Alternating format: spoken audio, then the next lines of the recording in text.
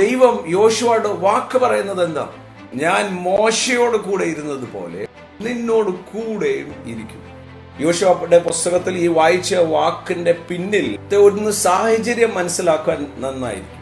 30 ലക്ഷം പേരെ കൊണ്ട് നടന്ന ഏറ്റവും പ്രാഗൽഭ്യമുള്ള ഒരു ലീഡറായിരുന്നു മോശ. അതിന്റെ 1-ാമത്തെ വാക്യം, എന്റെ ദാസനായ മോശ മരിച്ചു, ആകയാൽ നീ arise and go further. Now വലിയ ചോദ്യങ്ങളുടെ മുമ്പിൽ, വലിയ പ്രതിസന്ധിയുടെ നടുവിൽ, മരുഭൂമി നടുവിൽ നിൽക്കുകയാണ്. ഇത്രയും നാൾ അവരെ നടത്തിയവർ. മോശ പറഞ്ഞു മന്ന പെയ്യുന്നു, മോശ പറഞ്ഞപ്പോൾ പാറ പിളർന്നു, മോശ മുമ്പിൽ നിന്നപ്പോൾ ചെങ്കടൽ പിളർന്നു. സീനയുടെ മലയുടെ അനുഭവം മോശയ്ക്കേ ഉള്ളൂ, വേറെ ആർക്കുമില്ല.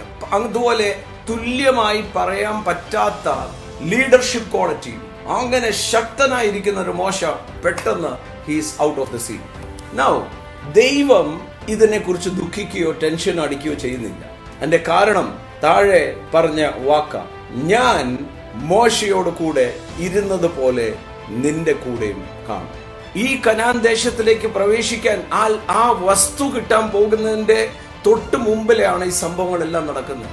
നമ്മൾ ഓർക്കും വസ്തുവാ വലുത്, നമ്മൾ ഓർക്കും യോർദാനാ വലുത്. പക്ഷെ ദൈവം യോശുവയോട് വാക്ക് പറയുന്നത് എന്താ? It is the presence of God that makes all the difference. വസ്തുവല്ല വലുത്, യോർദാനും അല്ല, എന്റെ സാന്നിധ്യമായി ഏറ്റവും വലുത്.